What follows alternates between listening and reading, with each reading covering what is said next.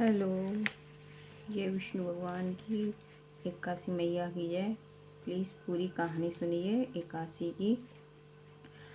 अधिक मास कृष्ण परमा एकादशी। युधिष्ठिर बोले, हे भगवान, अब आप अधिक मास कृष्ण परमा एकादशी कथा का वर्णन कीजिए। भगवान बोले, हे धर्मराज, यह एकादशी परम श्रेष्ठ एकादशी है। इस व्रत से लोक और परलोक दोनों में परम सुख प्राप्त होता है। बहुत समय पहले एक सुमेध नामक कर्मात्मा ब्राह्मण कपिला नगरी में रहता था। उसकी स्त्री भी बड़ी धर्मपरायण और पतिव्रता थी। ब्राह्मण निर्धन था, इसलिए कभी कभी निराहार रहना पड़ता था।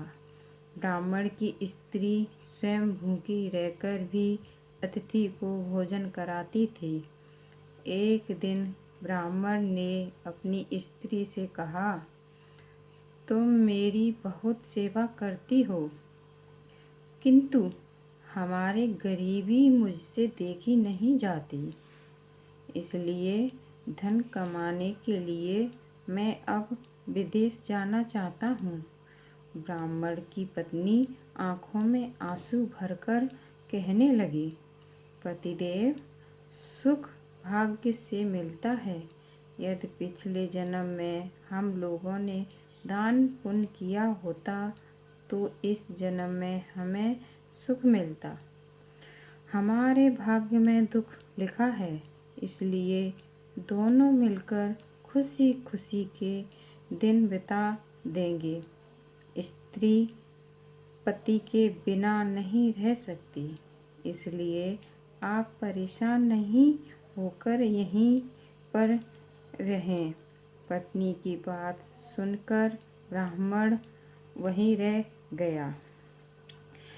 इसी अवसर पर कोढ़े ऋषि घूमते फिरते उधर आ निकले।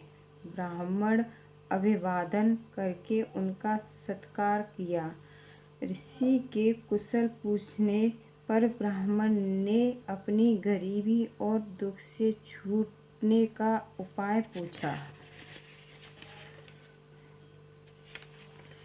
ऋषि ने कहा,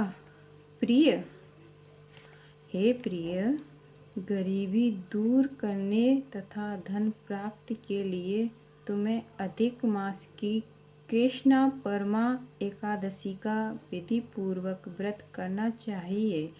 धर्मराज ब्राह्मण तथा उसकी स्त्री ने विधि पूर्वक परा एकादशी का व्रत किया, जिसके प्रभाव से उसी समय एक राजकुमार उधर से घूमता हुआ आ निकला। उसे ब्राह्मण को रहने के लिए अच्छा महल व 4 गांव निर्वाह को दिए। ब्राह्मण और स्त्री सुखपूर्वक महल में रहने लगे।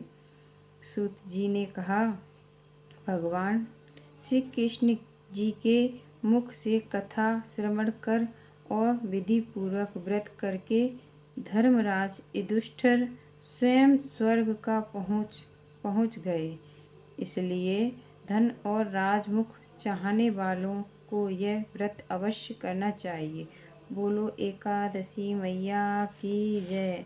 बोलो विष्णु भगवान की जय। बोलो मन शांत करने के लिए जय।